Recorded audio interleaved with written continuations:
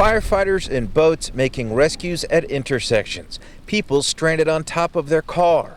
All of them sights unseen before in Hominy. This is the worst I've ever seen it. Teresa Williams' home transformed into an island. I've never seen flooding like this. It's all around my home. It's coming in my garage. I've never seen it this bad. Calls to 911 for help continued at a constant and steady pace.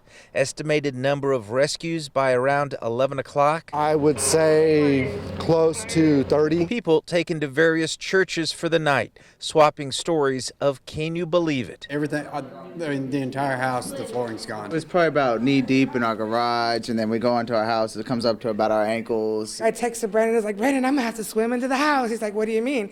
I was like, open the front door.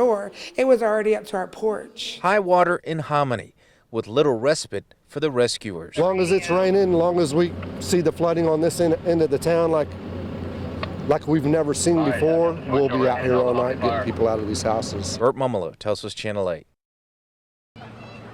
The boy's bicycle was rendered useless at a spot where it would normally be at home.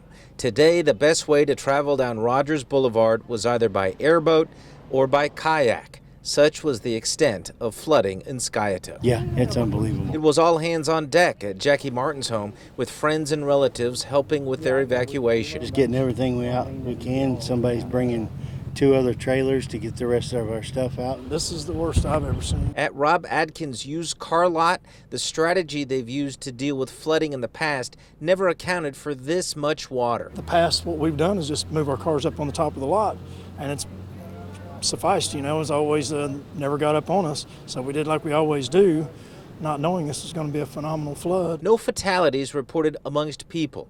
As for pets, my dog's like kid to me, and had him for years, and I would definitely risk my life going down there and picking him up. Mitch Moyer planned on using his jet skis to get to the vet clinic where his dog is, but says authorities wouldn't give him the okay to risk it. So I think I'm maybe going around the back way here. That's what I'm going to try to do. Grappling with floodwaters in Skiatook, a community both banding together and pushed to the limits. Only the good Lord knows what we can take and what we can't take. Normally, this convenience store is roughly half a mile from any water in the Arkansas.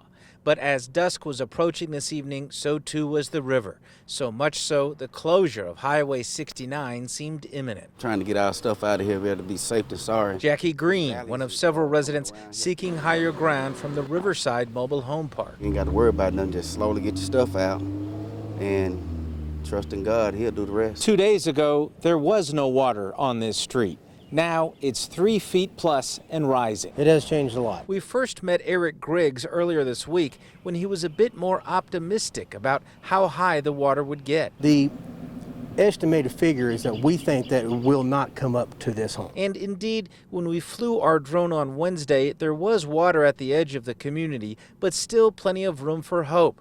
Compare that with these shots from today, coupled with Eric's new assessment. We've noticed on or right around 35 yards it has moved since this morning. I'm at a stage where I'm getting a unit. I'm getting a storage unit. For now, authorities tell us this is the only community in town where evacuation is being encouraged. He's trying to get everything out he can. And Angela is trying to help her nephew heed that warning. So once it started getting higher and higher, we decided to come get what we could get.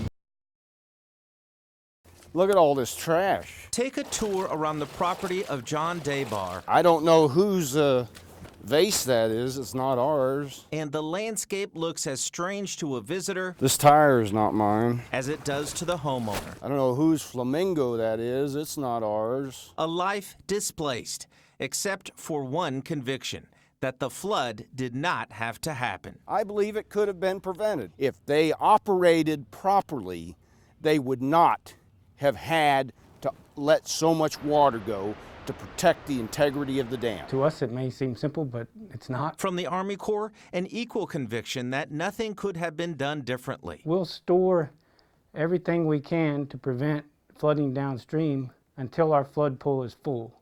And that's what occurred in this storm event. Our flood pool was at its capacity, and at that point, the reservoir had all it could handle. It was full. They have got to change their zero release policy until there's rainfall on the ground. The Corps says that the policy is in place due to the unpredictable nature of weather and helps prevent accidentally exacerbating a volatile situation. We would be releasing water, and then it would have rained on top of what we were releasing, and we could have made the flooding worse by our release. They should resign. Each and every one of them should step up and say, I failed in my job, I'm resigning, I'll go do something else.